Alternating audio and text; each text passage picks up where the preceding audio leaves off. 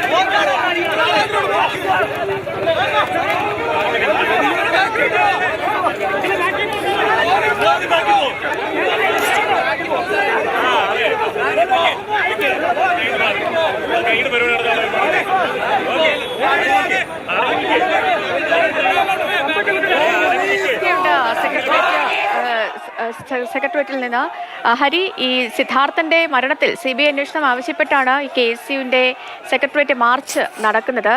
നമ്മൾ ഈ ദൃശ്യങ്ങളിൽ ഒരു പ്രവർത്തകന്റെ കൈക്കൊക്കെ വലിയ പരിക്ക് പറ്റിയതൊക്കെ കാണാൻ കഴിയുന്നുണ്ട്.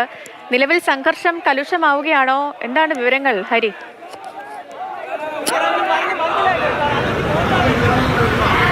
ഒരു സംഘർഷാവസ്ഥ തലസ്ഥാനത്തൊന്ന് സെക്രട്ടേറിയറ്റിന് മുൻവശത്ത്.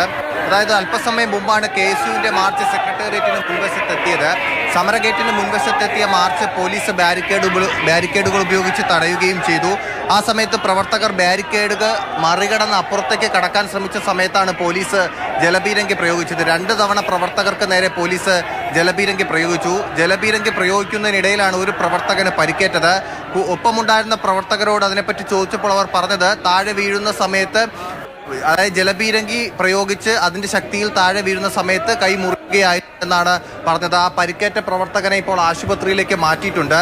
പ്രവർത്തകരെ അനുനയിപ്പിച്ച് വിടാൻ പോലീസ് ശ്രമിക്കുന്നുണ്ടെങ്കിലും മുദ്രാവാക്യം വിളികളുമായി പോലീസിന് നേരെ നിൽക്കുകയാണ് പ്രവർത്തകർ ഓരോരുത്തരായി.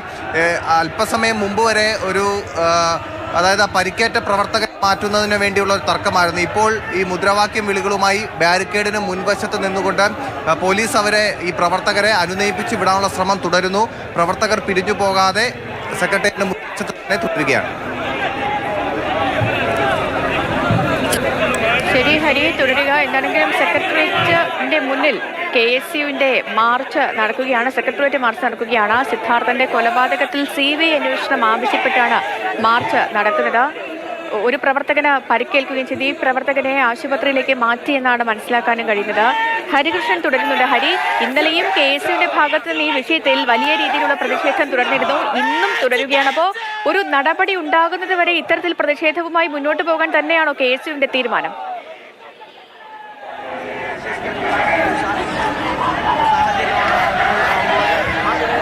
അതായത് പോലീസുകാർ അനുനയിപ്പിച്ച് വിടുന്ന ഒരു സ്ഥലമായിരുന്നു കണ്ടത്. അതിനുശേഷം പോലീസുകാർക്ക് നിന്ന് പ്രവർത്തകർ മാറിയതാണ്. പക്ഷേ റോഡിന്റെ ഒരു ഭാഗത്തേക്ക് മാറിയ പ്രവർത്തകർ പോലീസിന് നേരെ അടിക്കുകയാണ്. പോലീസ് ഇപ്പോൾ അവരെ തടയുന്നുണ്ട്. അതായത് ബാരിക്കേഡിന് മുൻവശത്താണ് പോലീസ് ബാരിക്കേഡുകൾ മറികടന്ന് ശ്രമമാണ് പ്രവർത്തകർ നടത്തിയത്. പക്ഷേ പോലീസ് അത്